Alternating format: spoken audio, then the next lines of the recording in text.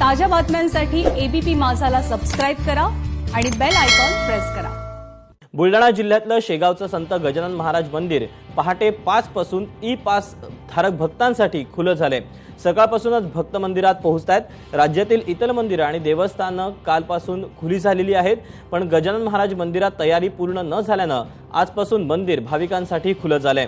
आज दिवसभरातील 10 स्लॉट्स हे भाविकांच्या दर्शनासाठी आधीच बुक आणि फुल झालेत। तब्बल 8 महिन्यांनी मंदिराचं दार उघडून दर्शन घेता येत असल्यानं भक्तांमध्ये उत्साहाचं वातावरण आहे।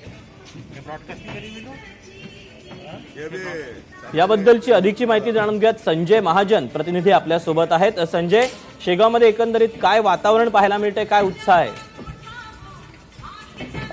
दीपक,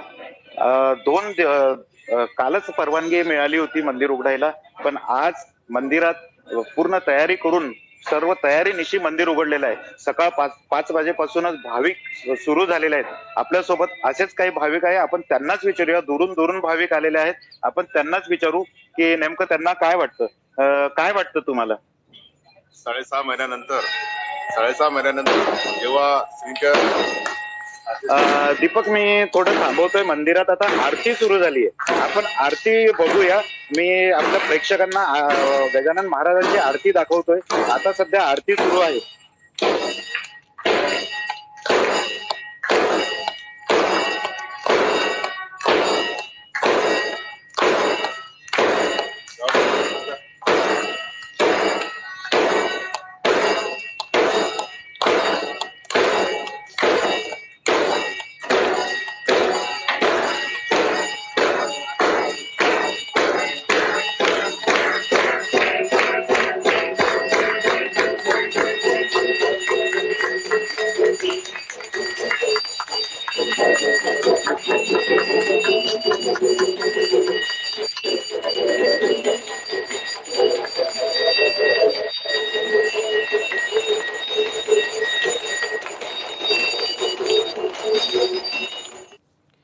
तेव्हा बुलढाण्यातलं अर्थात शेगावमधलं गजानन महाराजांचं मंदिर हे आजपासून खुलं करण्यात आलेलं आहे आणि नित्योपचार सुद्धा सुरू झालेले आहेत आणि भाविकांमध्ये सुद्धा उत्साह पाहायला मिळतोय।